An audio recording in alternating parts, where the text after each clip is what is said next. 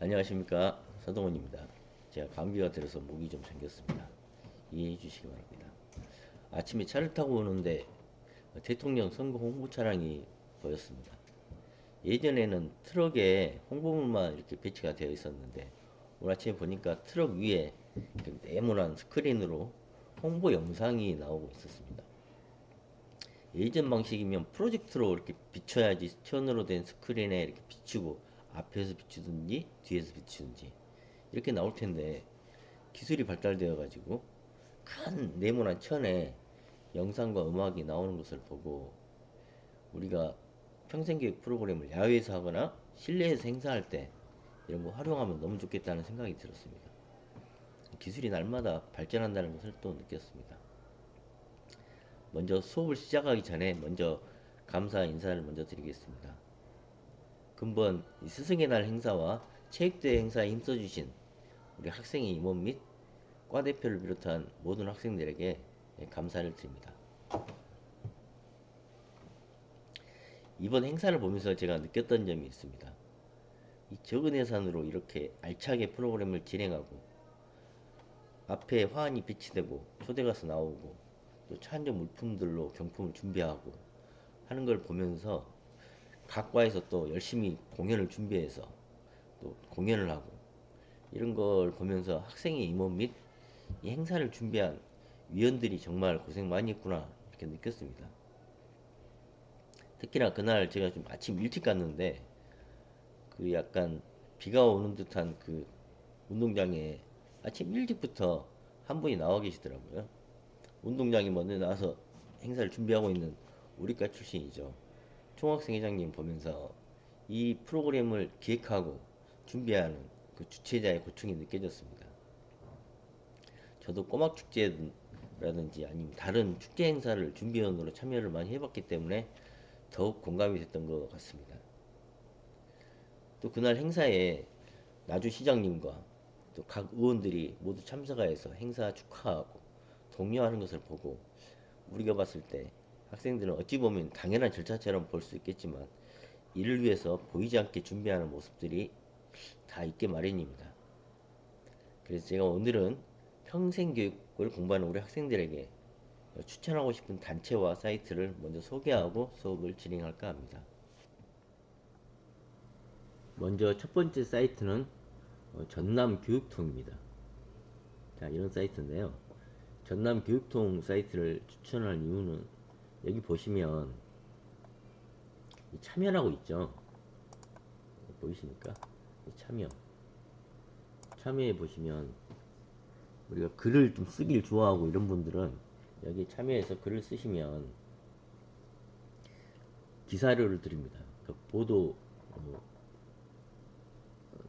돈을 준다는 이야기입니다. 쉽게 말해서 학생들 같은 경우는 문화상품권을 제공합니다. 한 달에 얼마 정도 범위 내에서 문화상품권을 제공하고 또 연말에는 시상을 합니다. 정부에서 많이 활동하신 분들에게 시상을 합니다. 이 사이트 보시면 이 사이트 아래쪽에 전남교육 홍보기자단, 저는 이 활동을 한 5년 넘게 하고 있는데 홍보기자단으로 활동하시면 자기가 그 지역 내에 홍보 기사를 쓸 수가 있습니다. 그 기사를 써서 올리시면 거기 전라남도 홍보기자실에서 그 기사 내용을 검토를 해서 보완할 것은 보완해 줍니다. 그래서 이제 그 기사를 일반 각 언론 매체에서 보도 자료로 활용하게 되는 것입니다. 또 도교육청 전남교육청 사이트에 이처럼 글이 올라가게 됩니다. 여기 보시면 참여의 세부 파트가 창작 문학 이런 게 있죠. 저도 써봤는데 창작 문학에 자기가 그날 느꼈던 뭐 느낌이나 간단한 수필 또는 그냥 사색했던 내용을 써도 됩니다. 자유롭게 자기가 쓸 내용들을 이런 식으로 쓰시면 그 글이 올라가고 그 기사에 관해서 소정의 보상을 해주는 거죠. 그리고 이 홍보기자단에 가입하시면 정기적으로 이렇게 호텔 같은 데서 정부에서 그 홍보 기자단 세미나를 엽니다. 그런데 참여하시면 다양한 기자들과 또한 여러 가지 인프라를 넓힐 수 있는 기회가 있습니다. 그래서 제가 추천하고 싶은 사이트로 전남교육통의 홍보 기자단, 창작 문화 이런 것을 좀 알아놓으시면 좋겠다. 여기 검색창에다가 제 이름 서동원이죠. 치시면 이렇게 자료들 쭉 나옵니다. 제가 썼던 글입니다. 이게. 글 쓰실 때 이제 제가 오랫동안 해보니까 제목이 굉장히 중요합니다. 이제 보십시오. 어른이 되기 전부터 동물부터 돼야 한다고 여기 제목을 약간 그 전문용어로 어그로라고 하죠. 제목을 남들이 흥미가 유발되게 그렇다고 거짓말을 쓴 게 아닙니다. 이게 지금 그 책자에 나와 있는 내용을 갖다가 제가 제목으로 삼았는데 이런 식으로 제목을 너무 단이하게 쓰면 사람들이 읽지를 않습니다. 그래서 제목을 좀 사람들이 호감이 갈 수 있는 내용으로 쓰시면 조금 더 효과적이다 이렇게 말씀드릴 수 있겠습니다. 다음 소개할 사이트는 청소년 1388이라고 합니다. 1388이 뭔지는 다 아시죠? 1388이 뭐 하는 데냐면 예를 들어 청소년이 가출을 했어요. 저녁에 갈 곳이 없습니다. 그러면 이제 우리 평생교육사에게 도움을 청합니다. 선생님 제가 갈 곳이 없어서 그런데 어떻게 할까요? 경찰서로 가기 싫어요. 이럴 때 국번 없이 핸드폰으로 1388 누르시면 가장 가까운 센터로 연결이 됩니다. 24시간 이 시스템이 지원됩니다. 그럼 거기에서 예를 들어 지역이 멀다 그러면 택시를 보내줍니다. 그래서 그 쉼터로 데려와서 길게는 뭐 2주 정도까지도 데리고 있는 경우가 있긴 한데 이제 그건 케이스마다 다르긴 합니다. 이렇게 1388 사이트를 왜 제가 추천하냐면 여기에가 1388 청소년 지원단이라는 단체가 있습니다. 이것도 마찬가지로 제가 한 5년 넘게 활동을 하고 있는데 이 사이트의 장점을 말씀드리겠습니다. 이 단체의 장점 1388 청소년 지원단을 하시게 되면 우리가 평생교육을 하실 때 다른 기관과 연계하는 경우가 많다고 말씀드렸죠. 협력, 연계, 상호작용이 되게 중요한 게 평생교육입니다. 1388 청소년 지원단을 하시면 저는 단장을 한 3년 했었는데 단장을 하게 되면 이 지역 내 그 원클릭 서비스라고 거기 단체에 자동적으로 들어가게 됩니다. 그게 위원들이 누구냐면 병원 원장, 자기 지역이죠. 자기 지역 병원 원장, 경찰서 임원, 그 다음에 법원, 소방서, 그 다음 공무원, 그 다음에 또 의원들, 그 다음에 사회복지과, 뭐 과장, 부장 이런 분들, 그 다음에 그 위원장은 그 지역 부군수가 위원장으로 공식적으로 추대가 됩니다. 그래서 그렇게 회의를 하면 그분들이 어떤 행사나 그런 거에 대해서 정기적으로 모여서 회의를 하게 되는데 제가 왜 이 부분을 추천하냐면 여기에 있다 보면 복지관장님 뭐 이런 분들이 계시거든요. 그래서 제가 회의할 때 예를 들어 버스가 섭외가 안 됐어요. 청소년들 행사를 하려고 하는데 복지관장님이 자기 기관에 있는 버스를 지원해주고 또 예산이 부족해요. 그럼 부교수님이 예산을 2천만 원 정도 지원해주겠다 이렇게 약속을 하시고 이런 게 가능합니다. 그래서 어떤 프로그램 행사를 하실 때 1388 청소년 지원단 사실 그 지원단 예산이 별로 없습니다. 지원단은 이제 그 상담복지센터에 소속되어 있는 단체이기 때문에 특별히 갖고 있는 예산이 많지는 않습니다. 지자체에서 운영하는 하부 기관이죠. 그런데 그 기관을 활동하시다 보면 다양한 인프라들과 협력할 수 있기 때문에 제가 1388 청소년 지원단을 추천드립니다. 가입하는 방법은 이렇습니다. 그 자기가 살고 있는 지역, 나주에 살고 있다. 그러면 나주 청소년 상담복지센터에 전화를 하셔가지고 제가 청소년 지원단 1388 청소년 지원단으로 활동하고 싶은데 어떻게 할까요? 하면 추천서, 신청서를 주십니다. 작성하시면 연중에 가입하실 수가 있습니다. 그럼 임명장도 주시고 회의 참석하라고 하면 가셔서 참석하시면 누구누구 위원 해가지고 예우를 해주십니다. 그래서 청소년 지원단 활동을 추천드리고 싶습니다. 또 한 가지 단체가 있는데요. 청소년 문화의 집 상담복지센터와 비슷한 기관이 있는데 청소년 문화집도 어느 지역이나 다 한 개씩 있습니다. 각 시군마다 한 개씩만 존재합니다. 청소년 문화의 집. 이 하부 기관으로 방과후 아카데미라는 게 있습니다. 제가 방과후 아카데미 운영위원을 해봤는데 여기도 마찬가지로 각 지역에 그 위원들이 있으신데 운영위원들이 다 그 지역 내에 인프라가 있으신 분들이 참여를 해서 어떤 행사를 할 때, 예를 들어 저희가 이 행사를 할 때 축격 지점장님이 위원이셨는데 뭐 학생들 행사할 때 거기를 내가 지원해 주겠다 이런 식으로 자기가 어떤 프로그램을 진행하거나 행사를 진행하실 때 이런 단체에 속해 있는 것이 굉장히 도움이 될 수 있다. 현실적인 이야기를 드리고 싶습니다. 또 한 가지 더불어서 제가 팁을 드리자면 이제 성인 대상, 노인 대상은 아니겠지만 청소년 대상으로 어떤 프로그램을 하려는데 예산적인 부분이 걱정이 된다. 예산이 부족하다. 이럴 경우에 지금 올해 들어서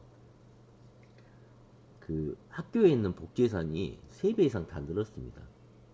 무슨 이야기냐면 각 학교마다 복지 예산이 작게는 200만원, 많게는 1000만원까지 이렇게 나와 있습니다. 근데 올해부터 2025년부터 그 예산이 학생 맞춤 통합 복지 예산이 3배 이상 다 늘었습니다. 학교마다.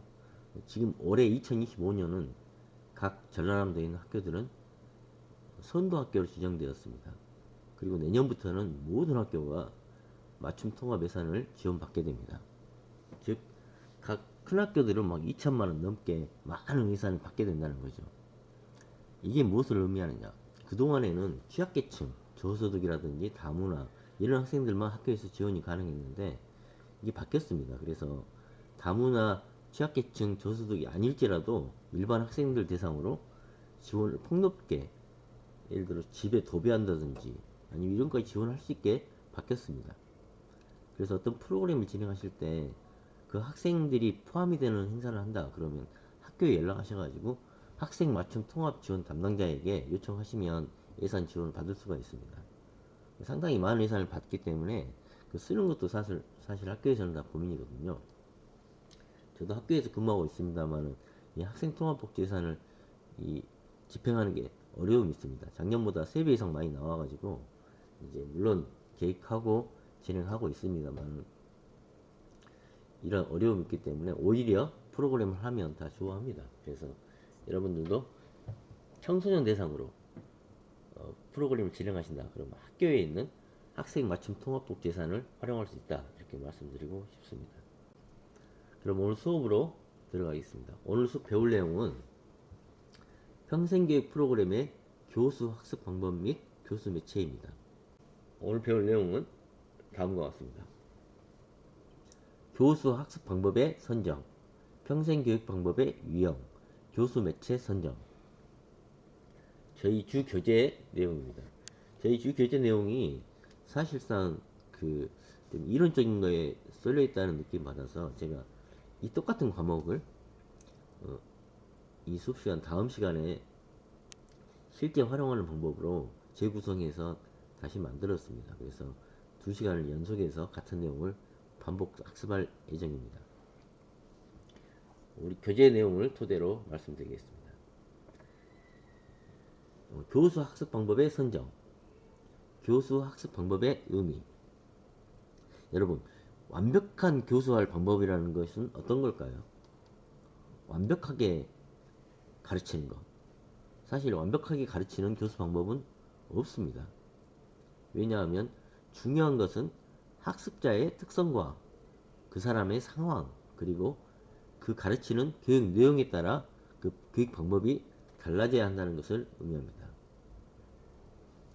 교수 학습 방법은 학습 목표를 달성하기 위해서 그 내용을 실천하는 구체적인 방안으로 목표를 달성하기 위해서는 다양한 학습 방법 중에서 가장 적합한 방법을 선택해야 한다. 뭐 당연한 이야기죠. 프로그램 내용이 선정되면 어떻게 하면 효과적으로 전달할 수 있는가에 대해서 고려해야 된다. 이것도 당연한 이야기입니다. 교수 학습 방법의 의미, 평생교육 방법을 선정하는데 참고해야 될 원칙. 첫째, 자기주도성의 원칙. 일반적으로 자기주도적 학습자, 학생으로 치면 공부 잘하는 학생을 자기주도 학습이 뛰어나다 이렇게 말합니다. 스스로 공부한다는 이야기죠. 이런 분들은 동기, 긍정적인 개념, 개방성, 독립성, 자율성이 강하다 이런 특징이 있습니다. 스스로 하려고 한다는 거죠. 그 다음에 상호성의 원리. 학습자들이 상호작용을 할 수 있도록 집단과정을 활용해야 된다. 조력자와 동료들 간의 밀접한 연계가 이루어질 수 있도록 도와야 된다. 다시 설명드리면 첫 번째는 스스로 할 수 있도록 해야 된다. 두 번째는 협력할 수 있도록 해야 된다. 세 번째는 다양성의 원리. 단체와 기관이 많기 때문에 각 기관의 장점을 최대한으로 살 수 있는 다양한 매체를 활용하는 것이 중요하다. 넷째, 참여교육. 학습자들이 적극적인 참여를 함으로써 보다 시민성, 참여성 이런 것을 높일 수 있다는 것을 이야기하고 있습니다. 평생교육 학습의 학습 방법의 특성입니다. 첫 번째, 평생교육은 다양한 사람들을 대상으로 합니다. 그렇기 때문에 이 학습자들이 어떤 사람인가에 대한 이해가 선행되어야 합니다. 이 평생교육 학습 방법의 특성은 한국산업인력공단에서 나온 자료에 따른 것입니다. 둘째, 평생교육은 그 내용이 다양하며 교육의 장도 다양합니다. 셋째, 평생교육 제도 및 체제 역시 형식적인 틀에 얽매이지 않습니다. 넷째, 가르치는 사람도 다양합니다. 이론에 뛰어난 사람이 될 수도 있고 그 실천 전문가일 수도 있다는 이야기입니다. 교육 학습 방법 분류의 준거. 평생교육 방법은 다양합니다. 아까 말씀드린 것처럼 그 교수자가 강의를 해서 이렇게 할 수도 있고 아니면 현장 전문가가 현장으로 직접 우리가 가서 전문가를 통해서 컨설팅도 가능할 것입니다. 특히 또 요즘에는 지금 우리가 하고 있는 것처럼 이러닝 교육이 활성화되고 있습니다. 직접 가지 않고 네이버나 줌을 많이 활용했죠. 요즘에는 네이버를 많이 사용합니다. 네이버에서 다이렉트로 하는 시스템이 개발되었는데 굉장히 편해서 사실 기관에서 예전에는 줌을 많이 활용을 했었는데 요즘에는 네이버 웨일이라는 그 브라우저가 개발되었는데 그걸 통해서 하면 굉장히 편합니다. 다음 기회가 되면 제가 한번 알려드리겠습니다. 인터넷만 되면 어느 곳에서나 동시 학습이 가능하다는 거죠. 학습 방법은 교수 학습에 대한 철학은 무엇인가? 교수 학습 과정을 누가 통제하는가? 학습이 개별적으로 진행되는가? 그룹으로 진행되는가? 추구하는 학습 결과가 지식 습득인가? 문제 해결인가? 세팅은 어떠한가? 이런 기준에 따라 다양한 유형으로 분류할 수 있습니다. 기영화라는 이름이 나오죠. 자주 나오는 이름입니다. 기영화. 기영화가 누굴까요? 도대체 계속 나오죠. 이 기영화라는 사람이 누구냐면요. 숭실대학교 교수시고 국가평생교육, 우리 한국국가평생교육진흥원장을 3차례나 하신 분이 있습니다. 굉장히 우리 평생교육 분야에서는 아주 독보적인 인물이라고 말씀드릴 수 있겠습니다. 이 기영화라는 이름이 자주 등장합니다. 우리 교재에서. 자, 교수 학습 방법의 유형입니다. 웨스턴과 크랜턴은 교수자 중심, 강의, 질문법, 시범 토론, 개별적, 프로그램 수업, 컴퓨터 보조 수업, 상호작용적, 그룹 토론, 동료 교수 프로젝트, 경험적, 실습 역할극, 게임 연습 이렇게 나왔죠. 보리치는 직접 교수 전략, 직접 가르치는 거, 간접 교수 전략, 문제 해결 중심 교수법, 집 간접 혼합 교수 전략, 협동학습 이런 걸 말합니다. 우리 기영화 교수님은 교수자 중심 강의, 시범 교육, 집단 중심, 브레인스토밍, 워크숍, 토의, 심포지엄 이런 걸 말합니다. 경험 중심, 역할극, 사례 연구. 요즘에는 이런 방식이 상당히 선호되고 있는 추세입니다. 다음은 교수 학습 방법의 유형입니다. 한정선 외에는 강의형, 토론형, 개인교수형, 독자학습형, 협동학습형, 발견, 경험학습, 문제해결, 테크놀로지. 비엘라우스키 및 메카프는 오프라인 교실 수업, 가상교실 수업, 혼합 수업 이런 식으로 유형을 분류하고 있습니다. 평생교육 방법의 유형입니다. 평생교육 방법은 학습자들이 어떤 상황에서 학습에 참여하느냐 여기에 따라서 개인, 집단, 지역사회 중심 이렇게 나눌 수가 있습니다. 개인 중심은 이해 중심, 집단 중심은 기능 중심, 지역 중심, 태도 중심 이렇게 나눌 수 있다는 거죠. 학습자 조직에 따라서 나누고 목적과 내용에 따라 다르고 교수 보조물에 따라 나누고 이렇게 유형별로 분류를 할 수 있다는 것을 말하고 있습니다. 학습자 조직에 따른 분류, 개인 중심 교육 방법은 단독으로 교수자와 상호작용하면서 개인 과외 같은 거라고 말할 수 있겠죠. 집단 중심은 여러 사람이 상호작용하면서 공부하는 것입니다. 가장 많이 쓰는 방법이라고 볼 수 있겠습니다. 규모에 따라서는 숫자가 적은 사람과 많은 사람으로 구분할 수 있겠습니다. 집단 규모에 따른 적절한 교수 기법입니다. 녹스는 소규모, 대규모로 나눴죠. 소규모는 토론과 세미나, 대규모는 강의, 토론. 대규모로 토론하기는 쉽지가 않습니다. 하지만 대규모 강의, 패널 토론, 하이 집단 토의. 하이 집단 토의는 많이 사용하는 방법입니다.